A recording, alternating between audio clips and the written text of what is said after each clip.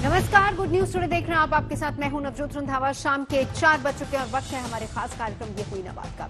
हम इंसानों ने हमेशा कुदरत के धैर्य की परीक्षा ली है। हमने नदियों पर बेहिसाब बांध बना दिए, पहाड़ों की ऊंचाई तक अपनी पहुंच कायम कर ली, समंदर पर अपना अधिकार क्षेत्र बढ़ाते चले गए। मगर कुदरत को शायद अब ये मनमानी पसंद नहीं है और इसी का नतीजा है कि कुदरत का बिगड़ता बैलेंस, जिसकी वजह से कहीं बेहिसाब बारिश हो रही है, कहीं पहाड़ दरक रहे हैं। आलम यह है कि हमारी मनमानी से शिमला जैसे खूबसूरत शहर का अस्तित्व अब खतरे में आ गया है। उत्तराखंड के पिथौरागढ़ में ओम पर्वत पर बर्फ पिघलना शुरू हो गया है और यह भी इसी का संकेत है, क्योंकि ओम पर्वत को दूर से देखने पर उस पर बर्फ से ओम की आकृति बनी नजर आती थी, मगर अब वहां पर बर्फ पिघलने से आकृति हट गई है। सिकुड़ते पहाड़, पानी पानी शहर और रेगिस्तान में सैलाब, इन सब के पीछे इंसानी मनमानी को मुख्य वजह माना जा रहा है। मगर सवाल यहां पर यह है कि क्या हम अभी भी सबक ले सकते हैं? क्या हम कुदरत से पहले जैसा तालमेल बिठा सकते हैं? आज इन्हीं सब सवालों के इर्द गिर्द होगी हमारी आज की चर्चा। इनके जवाब तलाशने की कोशिश करेंगे तमाम खास मेहमानों से, लेकिन चर्चा शुरू करें उससे पहले ये रिपोर्ट।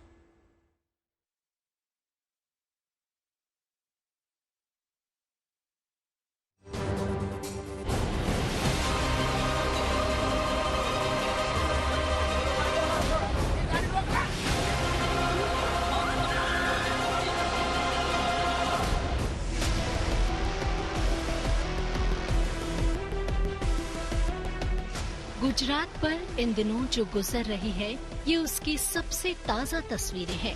इस बार समंदर से सटे इस राज्य में बादलों ने बरसने का नया रिकॉर्ड बनाया है। गुजरात में इस बार बारिश औसत से 105% ज्यादा हुई है, यानी जो कच्छ कभी पानी के लिए तरसा करता था, वहाँ पर 126% ज्यादा बारिश दर्ज की गई है। यह आंकड़ा अगस्त की 28 तारीख तक के हैं। अभी 29 से 31 अगस्त का वक्त बाकी है। इन 3 दिनों में भी भारी बारिश की आशंका जताई गई है। राजकोट में गिर रही लगातार बारिश के कारण राजकोट के कई जो इलाके हैं उसमें जलभराव की स्थिति है वो देखने को मिल रही है और राजकोट का जंगलेश्वर विस्तार है, वहाँ की स्थिति बेहद ही गंभीर है और राजकोट लोगों की छाती तक पानी है वो पहुंच चुका है। सीधे दृश्य आप देख सकते हैं राजकोट के जंगलेश्वर इलाके से, जो अपने व्हीकल से, अपने 2 व्हीलर से वो पानी इसमें से निकल रहे हैं और यहाँ पर स्थिति है वो बहुत गंभीर है, होती जा रही है। राजकोट में पिछले 48 घंटों में 20 से ज्यादा बारिश गिर चुकी है और अभी भी बारिश है और रुकने का नाम नहीं ले रही है। अब जरा राजस्थान का हाल भी देख लीजिए। पानी में डूबा ये धौलपुर है। बादलों के बरसने के बाद यहाँ सड़कें समंदर बन गई है। राजस्थान के हिस्से इस सीजन जितनी बारिश आई है वो चौंकाने वाली है। जानकारों का कहना है कि जितने बादल इस अगस्त बरसे हैं, उतनी बारिश अगस्त के महीने में पिछले 13 सालों में नहीं हुई है। मौसम विभाग की माने तो राजस्थान में इस साल अब तक औसत से 51% ज्यादा बारिश हो चुकी है। बीतों कुछ सालों से जिस तरह बारिश ने अपना अंदाज बदला है, उससे मौसम वैज्ञानिक तक हैरान है। गुजरात और राजस्थान बादलों की मनमानी से पानी पानी है। बारिश का पैटर्न इस बार कुछ हटकर है। बारिश की रफ्तार तेज और कम वक्त के लिए है। एक जगह बादल टूटकर बरस रहे हैं। पर्यावरण पर नजर रखने वालों की माने तो मौसम की चाल और उसका हाल कुछ सालों से बदल रहा है और उसकी वजह ग्लोबल वार्मिंग को माना जा रहा है। ग्लोबल वार्मिंग का असर केवल बारिश के पैटर्न पर ही नहीं पड़ा है, बल्कि अब तो पहाड़ों की बर्फ भी बढ़ते तापमान के आगे सरेंडर करने लगी है। इस वक्त सबसे ज्यादा चिंता उत्तराखंड के ओम पर्वत को लेकर है। जो पर्वत अब तक बर्फ से बनी ओम आकृति के लिए जाना जाता था, बर्फ से बने ओम के वो निशान अब गायब हो चुके हैं। ये पर्वत 19,356 फीट ऊंचा है। पर्यावरण के जानकारों का कहना है कि इंसानी दखल ने पहाड़ों की तासीर को तहस नहस कर दिया है। इस ढंग से विकास के नाम पर उत्तराखंड के भीतर आज देखने में मिल रहा कि ओम पर्वत से सारी बर्फ पिघल चुकी है।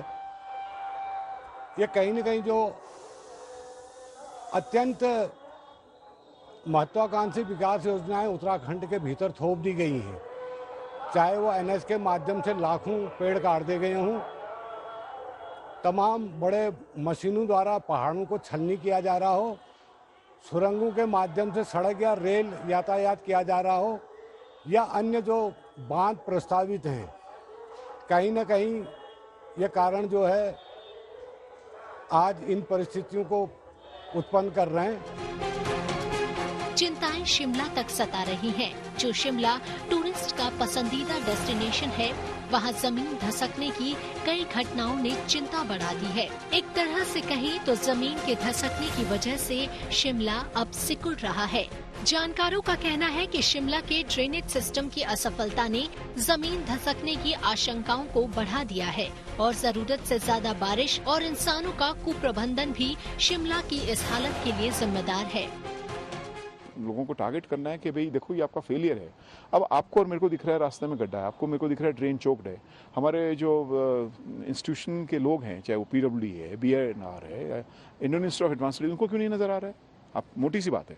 तो अगर वो ड्रेन भी अगर थोड़ा हम प्रॉपर देख लें, जहाँ दिख रहे हैं हमें डंगे, हमारे जो रिटेनिंग वॉल्स की स्लाइड उसके साथ भी होता है, अगर हम टाइमली उसको देख लें, पत्थर निकल रहे हैं भाई इसको आप रिट्रोफिट कर दो, इसको अंग्रेजी में बड़ी बात होती है, तो वो रिट्रोफिट करते हैं तो आपका बहुत कुछ आप बच सकते हो।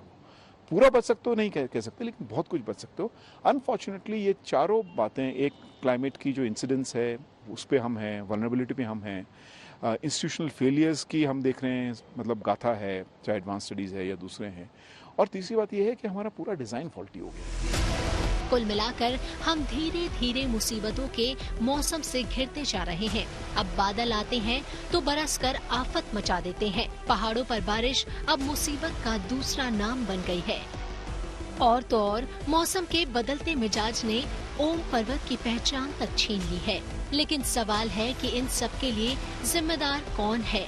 अंधाधुंध विकास, नेचर से लेके उसे कुछ ना लौटाने की हमारी आदत, या फिर कुछ और? कच्छ से ब्रजेश दोषी, पिथौरागढ़ से राकेश पंत के साथ bureau report, good news today.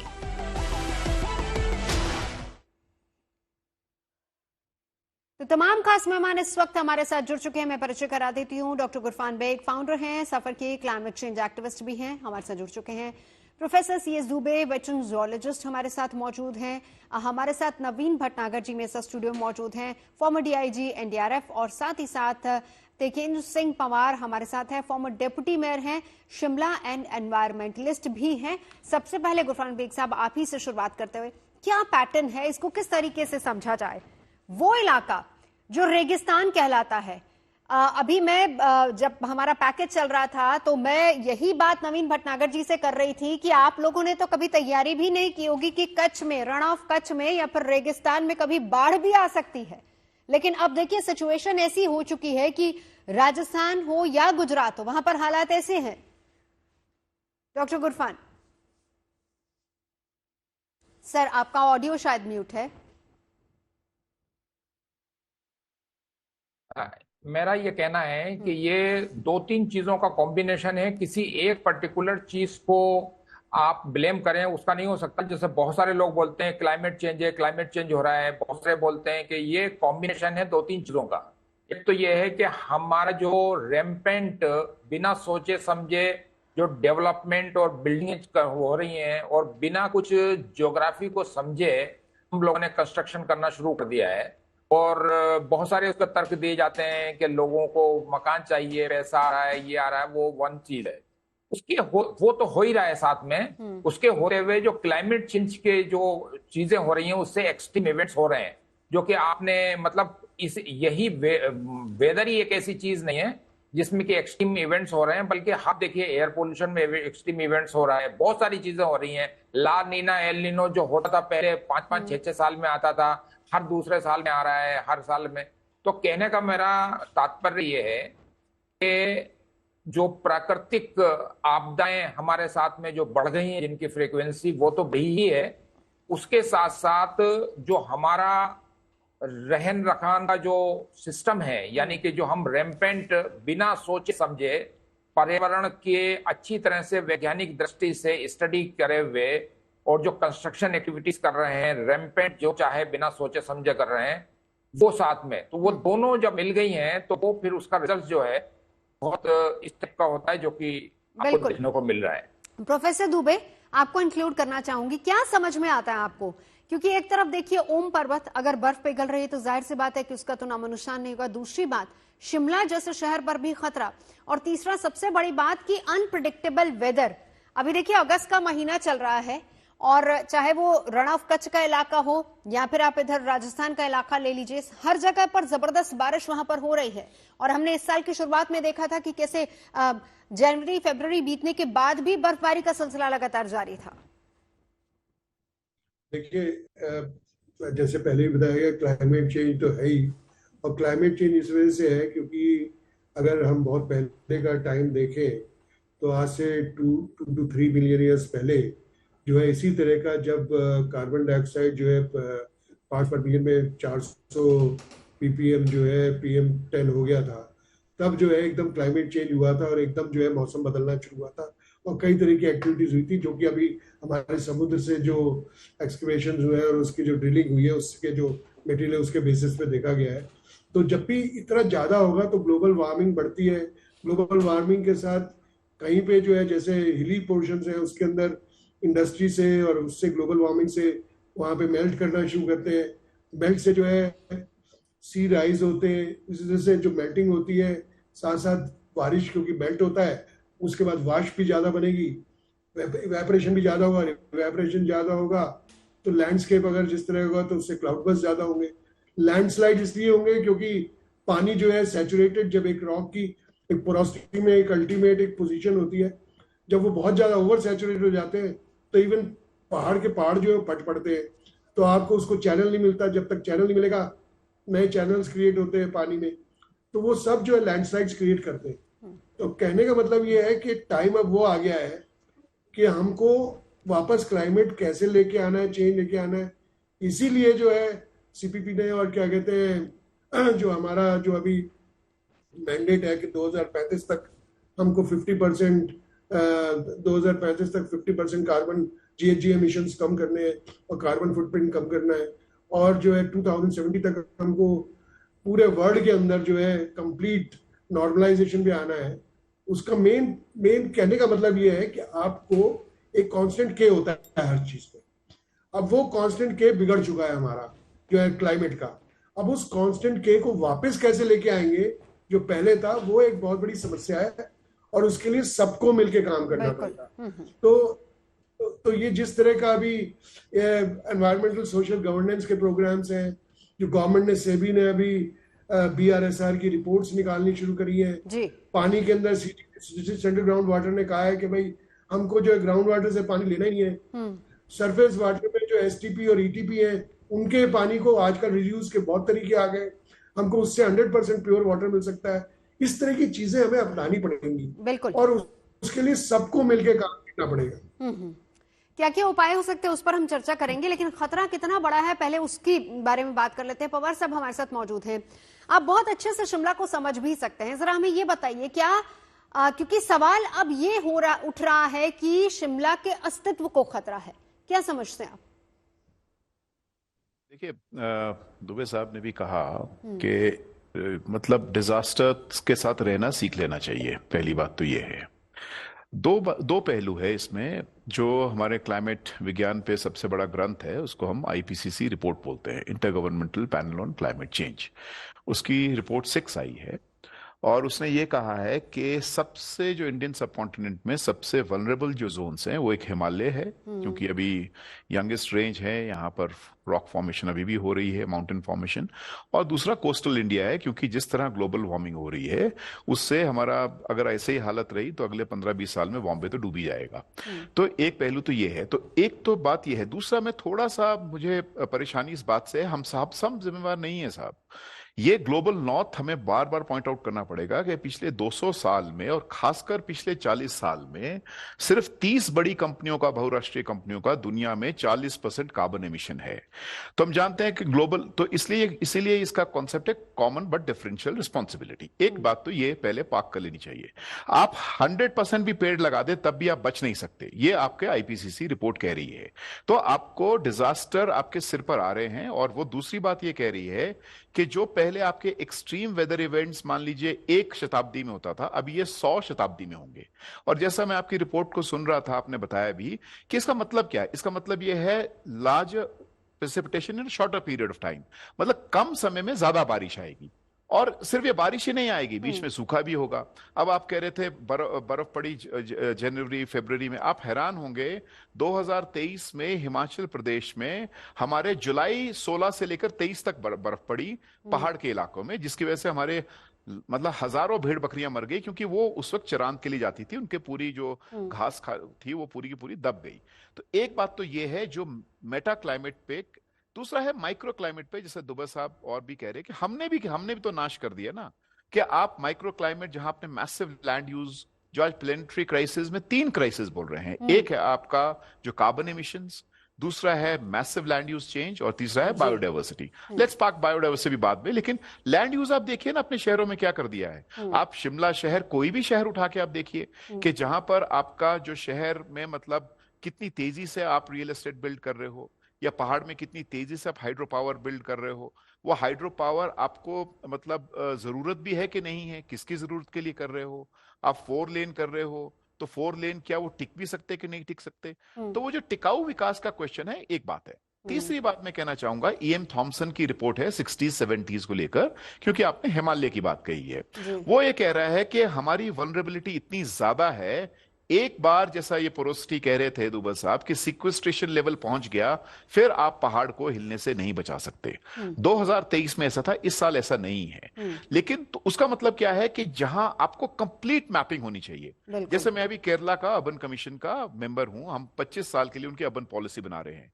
तो हमारी बुनियाद हम ये कह रहे हैं कि कोई भी जो प्लानिंग होगी, योजना होगी, वो रिस्क इन्फॉर्म्ड प्लानिंग होनी चाहिए। और आने वाले समय आप देखेंगे, आने वाले कुछ महीनों में हम एवरी पैच ऑफ लैंड हम मैप कर रहे हैं। अब आपके पास रिमोट सेंसिंग का मतलब टेक्निक है, तो आप लोगों को बता दे भाई तुमने मरना है तो मरो, लेकिन ये लैंडस्लाइड प्रोन एरिया है, ये नदी में बाढ़ आएगी, तुमने फिर भी मरना है तुम मरो। अब शिमला में पिछले साल 20 लोग मर गए, वहां पर हमारे समर हिल में। अभी आप जाएं, मंदिर फिर वहीं बना रहे हैं। तो अब अगर ऐसा होगा तो आप बच सकते हैं क्या? सर वही बात है ना, देखिए प्लानिंग होती है, लेकिन उसको एग्जीक्यूट कितना किया जाता है और उसको माना कितना जाता है और किस तरीके से एग्जीक्यूट किया जाता है, ये एक बड़ा सवाल है। हमारे साथ इस वक्त नवीन भटनागर जी भी मौजूद हैं NDRF से। नवीन जी, अक्सर आपसे बातचीत होती है जब भी इस तरह की कोई आपदा आती है, हम इसको आपदा ही कहेंगे, लेकिन मैं खास तौर पर अगर मैं आपकी बात करूं, आपके डिपार्टमेंट की बात करूं, चाहे वो NDRF है या SDRF है, सर कभी सोचा था आपने कि राजस्थान रेगिस्तान का इलाका या फिर गुजरात का कच्छ का इलाका, वहां पर इस तरह की सिचुएशन आ जाएगी कि NDRF SDRF को वहां पर मोर्चा संभालना पड़ेगा? ये डिजास्टर नहीं बल्कि क्राइसिस है, और ये अक्सर होते हैं। लेकिन किस तेजी के साथ अभी चेंजेस हो रहा है, ये मतलब हमारी समझ से भी परे है। जैसा कि अभी बहुत से साइंटिस्ट हैं, वो अपने अपने राय रखते हैं, फिर उनकी राय चेंज होती है। तो मैं तो खैर ऐसे मंचों पे रहता हूँ जहाँ मेरी इनसे चर्चा होती रहती है, तो मुझे ये पता लगा है कि अभी काफी जो व्यूज है सभी के चेंज हो रहे हैं। तो अब हमें उसके लिए एडवांस के लिए तैयारी करनी पड़ती है। अभी जो चैलेंज हमारे सामने पहले थे, अभी वो नहीं है, एकदम नए चैलेंज है। तो उसके अकॉर्डिंगली हमें अपने आप को अपडेट करना पड़ता है। जो इंस्ट्रूमेंट्स रिक्वायर हैं उनको हमने इकट्ठा करना होता है, ताकि हम ज्यादा से ज्यादा जान को बचा सकें। हमारा मेन उद्देश्य यही होता है कि जान का नुकसान ना हो। बाकी जो फाइनेंशियल नुकसान होगा या इंडस्ट्रीज को होगा, वो उसके अंदर तो हमारा बस नहीं है। सर जैसे आने वाले समय में, मैं अगर पिछले 4-5 साल की ही बात करूं, ज्यादा पीछे नहीं जाते हैं, आपकी जिम्मेदारियां बहुत ज्यादा नहीं बढ़ गई? बहुत बढ़ गई। थ्रू आउट 365 डेज आपको स्टैंड बाय पे रहना पड़ता है। बिल्कुल। अभी आप ये मान के चले हैं कि हम लोग हर समय स्टैंड बाय पे रहते हैं, पता नहीं कब कहां से कौन सी ऐसी आपदा आ जाए। हम लोग IMD के बराबर टच में रहते हैं। हमारे कंट्रोल रूम है, हमारा जो सेंट्रल कंट्रोल रूम है, PMO में के अंडर में MHA में ऑफिस है, बराबर हम लोग हर राज्य से, हर IMD से, हर एक से बराबर अपडेट करते रहते हैं अपने आप को। और उसके बाद अकॉर्डिंगली हम टीमों को गंतव्य स्थानों पे पहुंचा देते हैं इन एडवांस, ताकि हम जितनी जल्दी अपने एडवांस इंस्ट्रूमेंट्स के साथ वहां पहुंचेंगे तो वहां हम उतनी जल्दी आपको बचा सकते हैं। लेकिन जहां डिले होगी वहां पर फिर डेथ रेट या लॉसेस ज्यादा होंगी। ठीक है जी सर, लौटती हूँ आपके पास। प्रोफेसर दुबे, एक बार आपके पास आना चाहूंगी। हिमालयन रेंज की बात यहाँ पर हो रही थी, पवार साहब भी कर रहे थे। हम ये सब जानते हैं कि ये पूरी जो रेंज है, एक तो यंग माउंटेन है, सेंसिटिव जोन है पूरा, जिसमें हिमाचल भी आ जाता है, जिसमें उत्तराखंड का इलाका भी आ जाता है। ये इन सब चीजों से हम सब वाकिफ भी हैं और जो पॉलिसी मेकर्स हैं इसको लेकर अपनी पॉलिसीज भी वहां पर बनाते हैं और ये बाकायदा वहां पर इंस्ट्रक्शंस भी दी जाती हैं कि कौन सा सेंसिटिव एरिया है और किस तरह का एरिया है, क्या वहां पर कंस्ट्रक्शन होनी चाहिए नहीं। बावजूद इसके सबसे ज्यादा मैं कहूं कि कंस्ट्रक्शंस वहां पर हो रही हैं, हादसे सबसे ज्यादा इस पूरी रेंज में हो रहे हैं। क्या इसका कारण देखते हैं आप?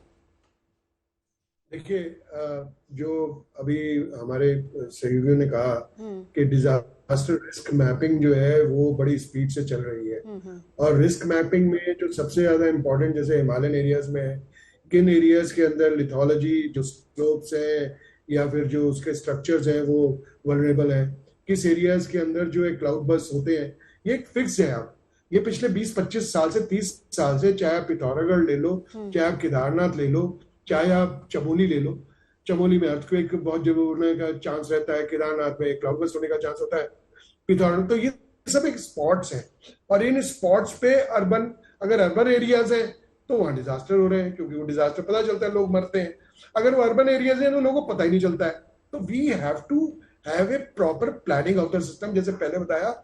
और इसके लिए स्पेसिफिकली जो मैं कहूंगा, जो इंडस्ट्रीज से लेकर, चाहे वो यूरोपियन इंडस्ट्रीज हो जो कि हिमालय पे असर डालती हैं, या हमारी इंडस्ट्रीज हैं जो ब्राउन क्लाउड्स लेके इंडस्ट्रीज जाती हैं ऊपर, उनके ऊपर भी रोक होना चाहिए। तो एक पूरा एक एफर्ट करना चाहिए। और सबसे ज्यादा बड़ी बात है कि ये प्रॉब्लम तभी हो सकती है कि आप डिजास्टर तो इमीडिएटली सॉल्व करोगे, लोग मरेंगे, अब बचाने की कोशिश करोगे, लेकिन अगर प्री प्लान्ड हो, प्री प्लान्ड वेज हो, प्री प्लान्ड तैयारी हो, तो मुझे नहीं लगता कि कभी इस तरह की काफी देखिए पूरे वर्ल्ड ओवर आप देखो, स्विट्जरलैंड में होता है, आप देखो और कंट्रीज में होता है, सब चीजें आती है वहां पे भी। जापान में देख लो, इतनी बड़ी बड़ी सुनामीज आती है, लेकिन बहुत ज्यादा लोग नहीं मरते हर बार। अब धीरे धीरे उन लोगों ने रिस्क की प्लानिंग करनी शुरू कर दी है और एरियाज उनको पता है और उसके ऊपर लगातार सेंसर्स लगे रहते हैं, जो कि सेंसर्स बताते रहते हैं। देखिए, बहस मैं रोक रही हूँ दुबे जी आपको, बहस का ये मुद्दा है और डॉक्टर गुफरान हमारे साथ हैं, साथ ही साथ हमारे साथ हमारे बाकी पैनलिस्ट भी मौजूद है। ये ओपन क्वेश्चन टू ऑल है, मैं चाहूंगी कि इसका जवाब दीजिए। आपने जापान के साथ इसको कंपेयर किया है। सर देखिए, दो चीजें, पहली बात तो ये कि जापान एक डेवलप्ड कंट्री है, दूसरी बात ये हम ना भूले कि हम एक डेवलपिंग कंट्री हैं और हमें उस डेवलपिंग कंट्री को डेवलप्ड कंट्री की तरफ ले जाने के लिए बहुत सारे ऐसे एरियाज हैं जहां पर अपनी ताकत या फिर हम कहें कि इंडस्ट्री भी लगानी पड़ेगी, और चाहे वो 4 लेन की बात हो या फिर कंस्ट्रक्शन की बात हो या फिर जिस तरीके के नए नए निर्माण है उसकी भी बात हो। अब जब नियम और पॉलिसीज बनती है, कई बार ऐसा होता है कि आप लोग विद्वान लोग सब बताते हैं पॉलिसी मेकर्स की इस तरीके की पॉलिसी इस पहाड़ के लिए या फिर इस एरिया के लिए बननी चाहिए, लेकिन कई बार उन चीजों को भी इग्नोर कर दिया जाता है डेवलपमेंट के नाम पर। क्या आप सब लोग इससे अग्री करते हैं? मैं एक एक करके रिएक्शन, डॉक्टर गुफरान आपसे मैं पहला रिएक्शन लेती हूँ। बिल्कुल, हमारी सबसे बड़ी हमारे देश में समस्या यह है कि इम्प्लीमेंटेशन जब तक सर के ऊपर आपदा नहीं आ जाएगी, जब तक हम एक्ट नहीं होते, और दूसरा इम्प्लीमेंटेशन स्ट्रेटेजी हमारी बहुत पुअर है। रूल्स रेगुलेशन जो भी निकलते हैं वो सारे जो है पेपर में रह जाते हैं। मैं बताऊं आपको, मुंबई के अंदर पिछली बार जब हुआ था, देयर इज ऑलरेडी एक रूल है कि किस तरकीब से जब बारिश ज्यादा हो जाती है और या प्रदूषण ज्यादा हो जाता है तो आपको ये करना है, ये बंद करना है, वो बंद करना है। वो ऑलरेडी निकला हुआ है 4-5 साल पहले। लेकिन जब मीडिया के अंदर बहुत ज्यादा हल्ला गुल्ला हुआ कि भाई इस तरह की हो रही है, तो कारपोरेशन ने, मुंबई म्युनिसिपल कारपोरेशन ने उसी चीज को फिर छाप के बाहर निकाल दिया, भाई अभी ये क्या जाएगा। तो फिर लोग बाग एक्ट होना शुरू हुए, लेकिन वो पिछले 3 साल से वो जो था उसके ऊपर कुछ एक्ट नहीं हो रहा था। ये एक एग्जांपल है, बिल्कुल एक्शन बहुत इंपॉर्टेंट। हाँ, दुबे जी, वो बहुत पर है हमारी। दुबे जी आप अपनी बात रखिए। आप बिल्कुल ठीक कह रही है कि प्री प्लानिंग और जो इस तरह की चीजें बहुत इंपॉर्टेंट है और हमारे यहाँ नहीं होती हैं। जैसे कोई डैम बनता है या कोई टनल बनती है, उसमें जो इंजीनियर जो है ना वो अपनी अलाइनमेंट देखता है, वो proper slows, proper rocks, proper conditionings वो सब नहीं देखता, और उसको कैसे हम ठीक करेंगे वो भी नहीं देखता। अभी आपके पास टनल का एग्जाम्पल, टनल कोलैप्स हुआ था, तो वो बहुत बड़ा एग्जाम्पल है कि ऊपर आपके डेब्रिस है, डेब्रिस के अंदर बोल्डर्स हैं और वो बोल्डर जो है नीचे आके गिर गया और उसने जो है पूरी टनल बंद कर दी। तो किसी ने ऊपर की स्टडी नहीं करी ढंग से उसकी कि भाई ऊपर क्या है उसके अंदर रखा हुआ। नहीं सर, स्टडी भी होती है, स्टडी होती है, लेकिन उसके बाद उसको इग्नोर कर दिया जाता है जब वो कंस्ट्रक्शन होती है। बिल्कुल, मतलब कहने का मतलब ये है कि उसको आप जो है पूरी तरह से जामा नहीं पहनाते कि किस तरह से इसके ऊपर काम करना चाहिए। बिल्कुल। एक बार पवार साहब आप कुछ कहना चाह रहे थे। देखिए, मैं तो 3 बातें कहना चाहूंगा। पहली तो ये है कि इसीलिए ये क्लाइमेट जस्टिस का क्वेश्चन है, और क्लाइमेट मतलब आप उसको क्लाइमेट न्याय की बात इसलिए मैं कह रहा हूं, और इसीलिए हमारा कॉमन बट हमने कहा कि 100 करोड़ मिलेगा। अभी ग्लोबल स्टॉक टेकिंग हुई COP27 में, सत्यानाश है, कुछ नहीं, अभी भी लैगर्ड स्टेट्स है, कुछ भी वो आगे नहीं बढ़ रहे हैं। तो इसलिए उन्होंने कहा ठीक है हम करते रहेंगे, आपको हम पैसा देंगे। पैसा भी नहीं दे रहे हैं हमारी टेक्नोलॉजी के लिए। जो आप देखिए, UN ह्यूमैनिटेरियन एक क्राइसिस की रिपोर्ट है, उसको बोलते हैं anatomy of a silent crisis. वो कह रहा है कि जिसका योगदान जलवायु परिवर्तन में 98% है, वो सिर्फ 1% नुकसान सहता है, और हमारे जैसों का जिसका योगदान 2% से 4% के बीच में है, हमारे यहां पर 90% मौतें होती है, 90% वो होता है क्योंकि हमारी तैयारी नहीं है। इसलिए हमारे लिए अडेप्टेबिलिटी की क्वेश्चन है। पहली बात ये है। दूसरी बात, ये जो आप कह रहे हैं हिमालय को लेकर मैं आना चाहूंगा, तो इसका पॉलिटिक्स भी आप थोड़ा समझिए कि ऐसा नहीं है ये जो बाइनरी बिल्ड करते हैं, आपको डेवलपमेंट चाहिए या क्लाइमेट चाहिए, ये मैं समझता हूं ये बेकार बहस है। ऐसा नहीं है। जिस स्टेट से मैं आता हूं, हमने जब लोग 1980 में, अभी भी यूपी के आपके गांव में बिजली नहीं है, हमने 1980 में हर घर में बिजली पहुंचा दी। लेकिन 90 के बाद से जो नया फाइनेंशियल आर्किटेक्चर देश में आया, जिसमें यह कहा कि जितने भी हिमालय राज्य हैं हम इनको मदद नहीं करेंगे सेंटर से, आपको अपने फाइनेंशियल रिसोर्सेज जनरेट करने हैं। फाइनेंशियल रिसोर्सेज जनरेट करने के लिए हर हिमालयन स्टेट के पास आप जाइए। आप उत्तराखंड की बात कीजिए, उत्तराखंड तो हमारे से बाद में बना। हिमाचल की बात कीजिए, हम कहां से जनरेट करेंगे? हमने पानी बेचना शुरू किया, अपनी जरूरत से ज्यादा हमने बिजली पैदा शुरू की। हम देश के लिए बिजली दे रहे हैं। हमने 4 लेन किए क्योंकि हमें टूरिज्म चाहिए। मेरी 60 लाख आबादी है, मेरे को 5 करोड़ टूरिस्ट चाहिए, तब मैं अपनी तनख्वाहें दे सकूंगा। 80,000 करोड़ का डेट है।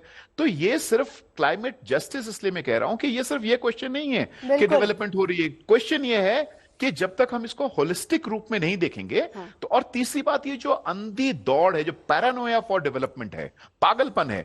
और आप देखिए, आप राजकोट दिखा रहे थे, वडोदरा, सारी स्मार्ट सिटीज हैं। जितने स्मार्ट सिटी के शहर बने हैं वहां पर बाढ़ आई है। क्यों? क्योंकि आप इंफ्रास्ट्रक्चर के लिए इतना पागलपन जो दिखा रहे हो, इसका मतलब ये नहीं है इंफ्रास्ट्रक्चर नहीं चाहिए, लेकिन क्लाइमेट रेजिलिएंट इंफ्रास्ट्रक्चर हो सकता है ना, कि भाई जहां पता है बाढ़ में आना है। और देखिए, लास्ट बात, $840 बिलियन बोल रहा है विश्व बैंक, हिंदुस्तान में नुकसान होने की अंदेशा है।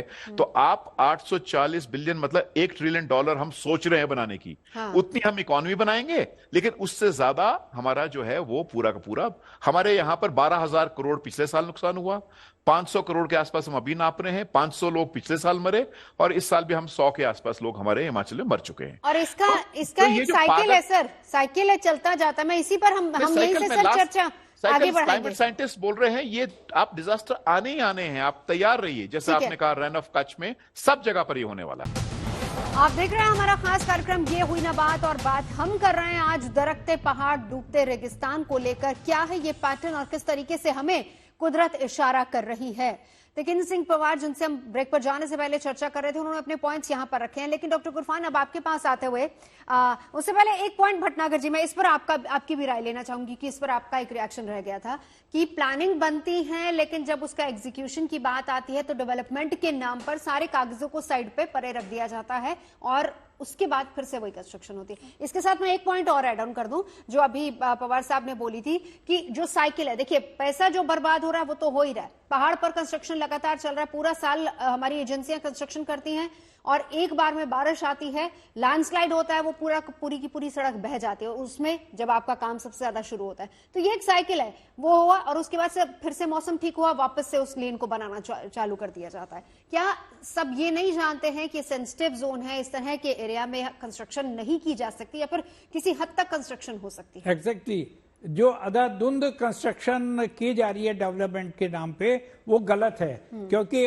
मैं तो प्रैक्टिकल आदमी हूं, फील्ड में हम ही जाते हैं, रेस्क्यू हम ही करते हैं, तो एक्चुअली क्या प्रैक्टिकल प्रॉब्लम आ रही है हमसे बेहतर कोई नहीं जानता। तो हमें फेस करना पड़ता है, हमारे लोग घायल भी हो जाते हैं और काफ़ी कैजुअलिटीज़ भी होती हैं। तो हम आपको बताएं कि क्या इससे नुकसान हो रहे हैं। एक कह देना भर से क्लाइमेट चेंज है, डेवलपमेंट कर दीजिए, ज्यादा नहीं कर सकते, तो ये मैं बात मानता हूं कि बगैर डेवलपमेंट के पहाड़ों का विकास नहीं होगा, लेकिन उसके साथ साथ रिस्ट्रिक्शन जरूरी है। हम आपको बताएं, जैसे कई जगह बाढ़ों में, तूफान में हम लोग जाते हैं, लोगों से खाली करवाते हैं, जगह नहीं खाली करते हैं। पहाड़ों पे हम कहते हैं उनको, भाई ये देखिए दरक रही है रोड, आपकी बिल्डिंग क्रैक हो रही है, यहां से शिफ्ट करिए, हटिए, नहीं हटते। अब आप बताइए, इतना तो इसमें राज्य सरकारों को सख्ती पकड़नी पड़ेगी, सख्ती से नियम लागू करने पड़ेंगे, और इसके साथ ही जो है, जो आपका कंस्ट्रक्शन करिए, लेकिन उसको एक्सपर्ट्स की देखरेख में, और इसको लिमिट रखिए। ऐसा नहीं कि अंधाधुंध आप हैवी मशीनरी चला रहे हैं और उसके साथ साथ और हैवी मूवमेंट भी हो रहा है, हैवी कंस्ट्रक्शन भी हो रहा है, तो उसको एक लिमिट बांधिए। अभी जैसे पहाड़ों पे काफी ये दर्शन वाले लोग लाखों करोड़ों की मात्रा में जाते हैं। अब इनके लिए आप देखिए, लोड तो है, पहाड़ों पे लोड आ रहा है बराबर, लेकिन उसके लिए कोई कंट्रोल सिस्टम होना चाहिए। और आजकल इतनी लेटेस्ट इक्विपमेंट आ गए हैं, इतनी सेफ्टी डिवाइसेस आ गई हैं, अगर आप उनको लगाएं तो ये लैंडस्लाइड भी रुक सकती है। उसका प्रॉपर सर्वे जरूरी है। आप पहाड़ों के ऊपर सर्वे करिए, आजकल हमारे पास ड्रोन कैमरे सिस्टम्स हैं। सर यही बात है ना, आप सही कह रहे हैं। डॉक्टर गुफरान, आपको इंक्लूड करूंगी, सर्वे होता है, रिपोर्ट्स आती हैं, एक्सपर्ट्स अपनी बात रखते हैं, लेकिन जब एग्जीक्यूशन की बारी आती है तो डेवलपमेंट के नाम पर सब कागज पीछे रह जाते हैं। जो सर्वे कर रहे हैं, जो साइंटिस्ट हैं, उनको कहीं पीछे रख दिया जाता है, और जो कंस्ट्रक्शन कर रहे हैं या जो बड़ी बड़ी कंपनियां हैं, सिर्फ उन्हीं के नाम पर, डेवलपमेंट के नाम पर काम आगे चलता रहता है। और उसका नतीजा हम देख रहे हैं सर, स्पेशली उत्तराखंड और हिमाचल दोनों की ही बात अगर हम करें तो। ये जो सबसे बड़ी जो समन्वय है, दो चीजें बहुत इंपॉर्टेंट है किसी भी क्षेत्र में। देखो, जो आपदा के लिए आ रही हैं, कि हमारे जो पॉलिसी मेकर्स और इम्प्लीमेंटर्स हैं और साइंटिफिक जो विद्वान हैं, और जो उनकी आती है IMD, अभी रिसेंट टाइम में बहुत ज्यादा थोड़ा सा कनेक्शन हो रहा है, चाहे वो NDRF हो या सब कुछ हो, लेकिन they are working in silos. हमारे पास में टैलेंट की कमी नहीं है, बहुत रिजल्ट्स हैं इसके पास, लेकिन जो डिसकनेक्टिविटी है, scientific fraternity, implementers and the policy makers, वो दूर करना पड़ेगी। उसके लिए काइंड ऑफ ए कंसोर्टियम या कुछ ऐसा होना चाहिए, लेकिन वो बिल्कुल नहीं हो रहा है। और वो एक रीजन है कि हम बहुत कुछ हमारी जो खुद की ग्लोबल वार्मिंग या दूसरी चीजों का, अगर ये जो कंस्ट्रक्शन हो रहे हैं, जो बेतहा बिना साइंटिफिक सोचे समझे जो कंस्ट्रक्शन हो रहे हैं, अगर वो साइंटिफिकली अगर भूस्थलीय स्टडी हो, और करीब भी है, ऐसा नहीं है, पेपर पब्लिश हुए हैं, साइंटिस्ट पेपर पब्लिश करते हैं, उसको अगर लिया जाता और गवर्नमेंट उसको पर एक्शन होती तो ये चीज होती ही नहीं है। अब आप पहाड़ के ऊपर, खाली पहाड़ ही जरूरी नहीं है, उसके ऊपर ग्रीनरी होती है, ग्रीनरी से जो वहां की सॉइल होती है, वो जड़ें उसको जकड़ लेती हैं, और जकड़ लेने के कारण जो है वो इतनी जल्दी उसका लैंडस्लाइडिंग नहीं होता है। तो ये सब चीजें जुड़ी हुई हैं। लेकिन अब मेरा तो सुझाव इसके अंदर सबसे बड़ा यही है कि एक कंसोर्टियम होना चाहिए, और जो दूरियां बनी हुई हैं वैज्ञानिक और इम्प्लीमेंटर्स और पॉलिसी मेकर्स की, वो दूर हों, और एक टाइप का कंसोर्टियम बने जो दूसरे को आपस में बातचीत करें, अपना ईगो निकाल के देश के लिए काम करें। और हमको इस आपदाएं जो आ रही हैं, जो कि बढ़ती जाएंगी समय के साथ में, क्लाइमेट चेंज जो पिछले तेजी से नहीं हो रहा था, उससे ज्यादा तेजी के साथ में हो रहा है, तो हमको ये हार्ड टाइम है जो हम इसको लिए सतर्क। एक चीज जो दुबे जी अब आपसे मैं समझना चाहूंगी डॉक्टर गुफरान की बात के बाद ही, जहां तक मुझे पता है, correct me if I am wrong, सही कीजिएगा, कि जब भी किसी पहाड़ पर कंस्ट्रक्शन करनी है, उससे पहले भूवैज्ञानिक से पूरी जानकारी ली जाती है, उनसे पूरी रिपोर्ट उस एरिया की ली जाती है, और उस रिपोर्ट को ध्यान में रखते हुए उसके मद्देनजर ही आगे कंस्ट्रक्शन प्लान की जाती है, पूरा नक्शा उस हिसाब से किया जाता है, और उसी हिसाब से ही आप आगे बढ़ते हैं कि यहाँ पर कितना हम पहाड़ काट सकते हैं और कितनी कंस्ट्रक्शन वहां पर हो सकती है। क्या ऐसा ही होता है सर? देखिए, ऐसा है कि कोई भी प्रोग्राम होता है, उसके अंदर भूवैज्ञानिक का बाबा साहब हंस रहे हैं, मैं आपसे भी रिएक्शन लूंगी सर, एक मिनट बस रुकिए, दुबे जी की बात की बात। तो लेकिन भूवैज्ञानिक का रोल जब खत्म हो जाता है तो इंजीनियर का रोल आ जाता है। और इंजीनियर के रोल में भूवैज्ञानिक का रोल बिल्कुल ही खत्म हो जाता है, क्योंकि वो जो है अपनी अलाइनमेंट देखता है, किस तरह से मेरी सीधी अलाइनमेंट होगी, कैसे कम पैसा खर्च होगा। वो ट्रेडर देखता है कितना मेरा पैसा खर्च होगा।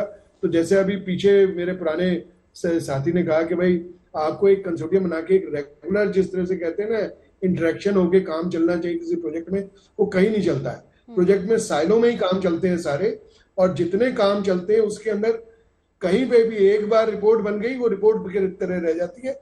उसका सॉल्यूशंस जो उस पर चीज दी होती है उसके ऊपर कोई एक्शन नहीं होता है। उसके ऊपर एक्शन तभी होता है जबकि वहां कोई हादसा हो जाता है, फिर वो फाइलें निकलती हैं कि देखिए भाई ये तो पहले से बता रखा था इस बारे में। बिल्कुल जी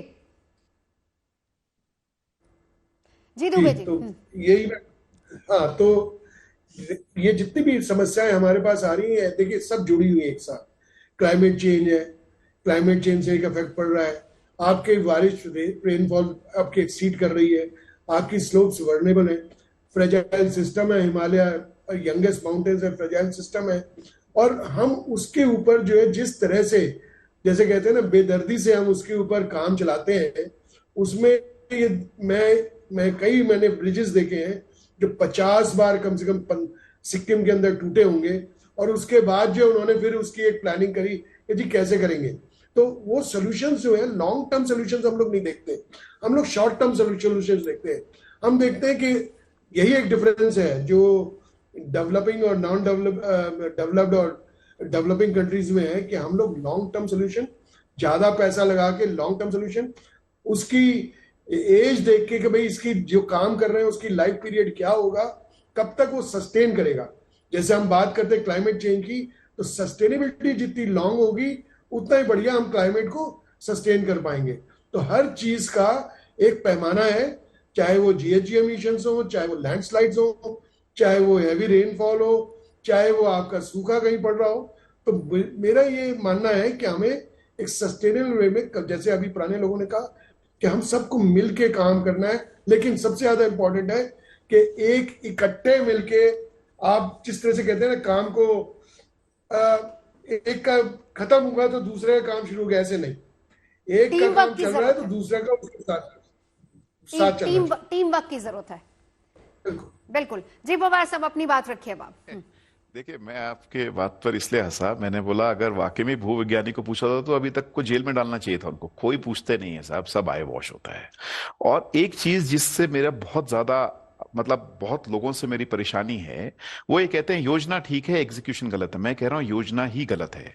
and that's why I have been saying it's a planned destruction of the Himalayas. ये योजनाबद्ध तरीके से हिमालय का नाश किया जा रहा है।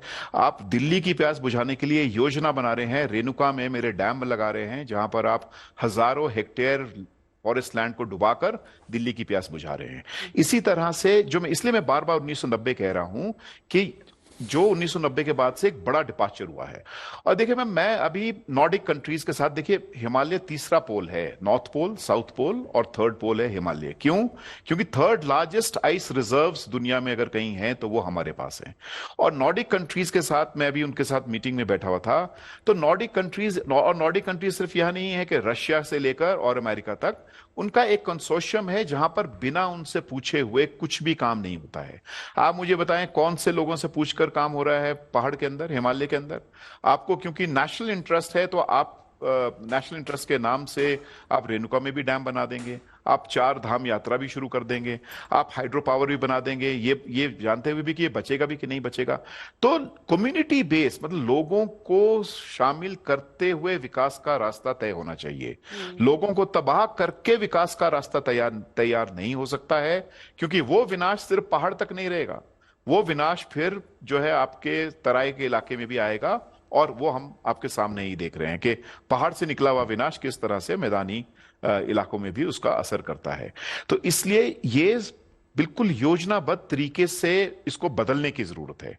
और बदलने की जरूरत में बहुत जरूरी ये है कि आप पूरा रिविजिट करें फाइनेंशियल आर्किटेक्चर, कि ये जो पूरा आंखें बंद करके कहना नहीं नहीं आप फाइनेंशियल अपने रिसोर्सेज जनरेट करो, आप अपने आप को मतलब अपने जो, तो ये जो मोनेटाइज करना है, हिमालय को मोनेटाइज करना है, हिमालय को एक वस्तु के रूप में देखना है, मुझे लगता है इसको छोड़ना पड़ेगा। हिमालय एक अलग से इस पे नजर, क्योंकि जैसे मैंने कहा थर्ड पोल है, we have the third largest ice reserves, ये नहीं भूलना चाहिए। वो अगर मेल्ट होना शुरू हुए तो हमारे कोस्टल इलाके भी बचेंगे नहीं। शिमला के बारे में एक आपका ओपिनियन लेना चाहूंगी, क्योंकि जो खबरें लगातार आ रही हैं कि शिमला के बारे में भी यही कहा जा रहा है कि पूरे पहाड़ खिसक रहे हैं।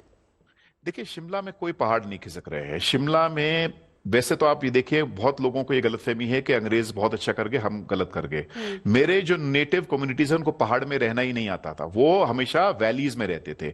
वो पहाड़ के ऊपर रहना हमें गोरों ने सिखाया। लेकिन गोरों ने एक बात सिखाई कि जब पहाड़ में रहना है तो उसकी ड्रेन सबसे इंपॉर्टेंट है। और ड्रेन का मतलब ये है कि अभी भी ब्रिटिश मैनुअल पढ़ा है, क्योंकि मैंने शहर में सेवा की है 5 साल म्युनिसिपल कॉर्पोरेशन में। मैं आपको बताता हूं, ब्रिटिश मैनुअल में साफ है कि पहाड़ में कोई भी जो ड्रेन है वो कवर नहीं होनी चाहिए, और कोई भी जो ड्रेन है वो कंक्रीट नहीं होनी चाहिए। हमारे पहाड़ी में उसको कहते हैं खड़ौंजा पत्थर लगना चाहिए, मतलब कि द ड्रेन शुड बी एम्बैंक्ड। अब आप देख लीजिए, किसी भी पहाड़ी शहर में आप चले जाइए, मसूरी में, शिमला में, ये प्रेशर है। सारे आपके जो नाले हैं वो बंद कर दिए गए हैं, सारी ड्रेन्स को कंक्रीट कर दिया गया है, उसमें आप वर्चुअली आप वहां पर एक वाटर मिल चला सकते हो। तो ये जो हमने किया है, इस वजह से एक बड़ा कारण ये है कि जो लैंडस्लाइड को ट्रिगर करता है, जो पानी को सोक करके सीप करके जाना चाहिए। जैसे शिमला में आपको बताता हूं, करीब करीब यहां 30 से 40 नेचुरल स्प्रिंग्स हैं, और वो स्प्रिंग्स इसीलिए थे कि पानी रच के जाता था, और वो हमारे जो स्प्रिंग्स है वो बरसात में रिचार्ज होते थे, और उसी तरह से पानी का यहाँ पर मतलब जलापूर्ति का भी काम यहां पर चलता था। लेकिन ये कंक्रीट करने से हमने क्या किया है कि इसकी वनरेबिलिटी और ज्यादा बढ़ा दी गई है। और अब जो ज्यादा नया खतरा हम सुन रहे हैं वो है, जिस तरह से हमने जोशीमठ में देखा है कि एक बार आप टनलिंग शुरू करोगे, ऑलरेडी हमारे पास टनल्स है, और क्योंकि ये टनल उस तरह से नहीं है जैसे हमने पहले 103 टनल्स बनाई अपने रेलवे ट्रैक को लाने के लिए, गोरों ने जब अंग्रेजों ने बनाई। ये टनलिंग का प्रोसेस ये है, जो पहले मान लीजिए 1 महीने में आप 10 मीटर चलते थे, ये 1 मिनट में 10 मीटर से ज्यादा बोरिंग करते हैं। तो वो पूरे पहाड़ को हिला कर रख देते हैं, जिसकी वजह से आपके सब्सिडेंस, जो अभी तक हमने नहीं सुना है शिमला में, लैंडस्लाइड सुनी है, लेकिन सब्सिडेंस होना ये है हम जो जिसका खतरा शिमला में आने वाले टाइम में बढ़ सकता है अगर हम अभी सचेत नहीं हुए। लेकिन यहाँ बहुत सारी कम्युनिटीज हैं जो कि इकट्ठा होकर शिमला कलेक्टिव के नाम से और के नाम से बिल्ड कर रहे हैं, प्रेशर कर रहे हैं गवर्नमेंट को कि कृपा करके ऐसे एक्सपेरिमेंट्स यहाँ पर ना किए जाएं। बिल्कुल, इस एक्सपेरिमेंट को लेकर हालांकि बात पहले चली थी कि उत्तराखंड में भी ऐसे नहीं होने चाहिए, क्योंकि जोशीमठ एक बहुत बड़ा एग्जाम्पल हमारे सामने भी है, वहां पर किस तरीके से पलायन को मजबूर हो गए थे आम लोग। डॉक्टर उफरान, आपके पास आते हुए आप बताइए, सोल्यूशन इसका क्या हो सकता है?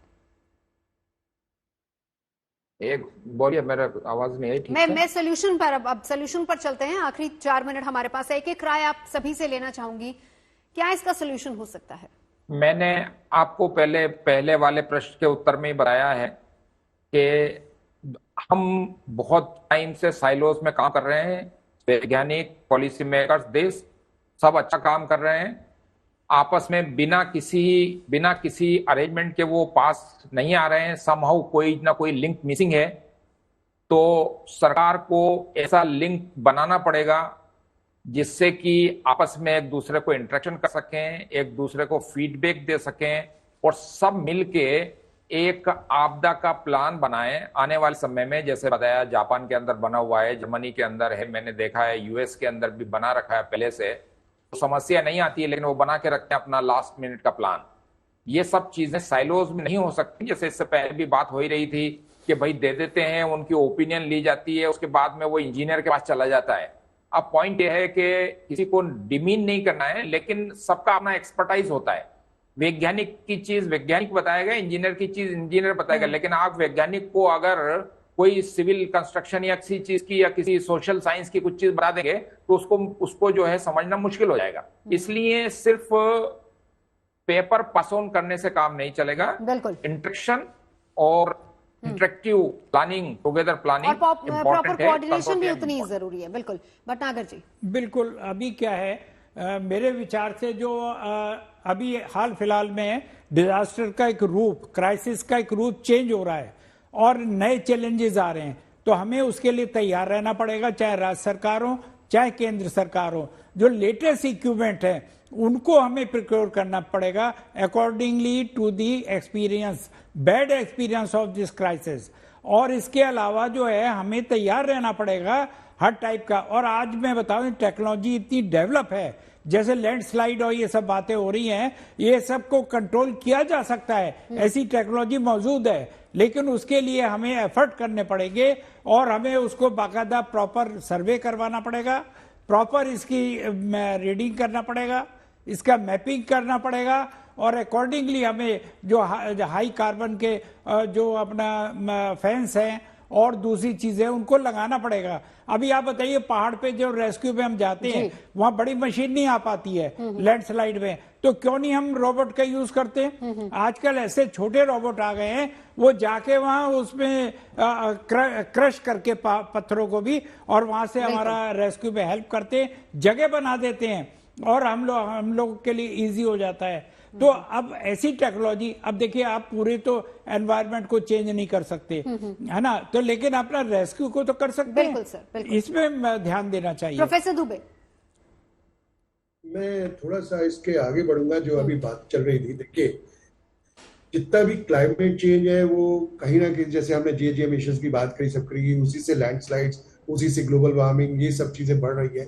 तो जब तक कि हमें हॉलिस्टिक व्यू लेके जो हमारे आईपीसीसी ने कहा या फिर जो टोक्यो प्लानिंग में जो कहा गया, उसको एज खाली रीजनली हम डिस्ट्रिक्ट लेवल पे, लोकल लेवल पे लेके आए कम्युनिटी के साथ मिलके, लेकिन ग्लोबल लेवल के साथ मिलके अगर हम लोकल लेवल तक उसको ले जाएं और उसकी रिस्पॉन्सिबिलिटी हम सब एज इंडिविजुअल लें और इंडिविजुअली कलेक्टिवली हम काम करें, तो इसका सोल्यूशन जो है जो है वो वापस कांस्टेंट जो है दोबारा लाया जा सकता है। बिल्कुल। एक लास्ट एक रिएक्शन पवार साहब आपसे भी। जो दुबे साहब कह रहे हैं 100% लोकलाइजिंग दी एसडीजीज, इसको अंग्रेजी में कहते हैं कि जो सस्टेनेबल डेवलपमेंट गोल्स है उसको लोकलाइज करना। इसके लिए क्या करना है? 3 बातें करनी है। पहली है short term solutions, full mapping कर दीजिए अपने एक एक इंच की, पहली बात यह है, इन्फॉर्म कर दीजिए लोगों को। दूसरी बात, लॉन्ग टर्म सॉल्यूशंस, प्लानिंग को रिविजिट कीजिए। अगर आपको लग रहा है ये प्लानिंग प्रोसेस फेलियर है, प्लांट डिस्ट्रक्शन है, खुदा के लिए, भगवान के लिए, इसको बदलिए। तीसरी बात, लोगों को एम्पावर कीजिए। एनडीआरएफ जब आएगा तब आएगा, उससे पहले आप खुद अपने आप को कीजिए। आप कम्युनिटी की जो एम्पावरमेंट है कि देखो उनको तैयार रखो, डिजास्टर आना है, उस डिजास्टर में वो कैसे बच सकते हैं। मुझे लगता है ये 3 चीजें बहुत इंपॉर्टेंट। और दुबे साहब, थैंक यू सो मच, आपने वो जो लोकलाइजिंग जो बात कही, I think localising SDGs is one of the important forms. चलिए, वक्त अभी इतना ही है। तमाम खास मेहमान हमारे साथ जुड़े, चर्चा के लिए बहुत बहुत धन्यवाद।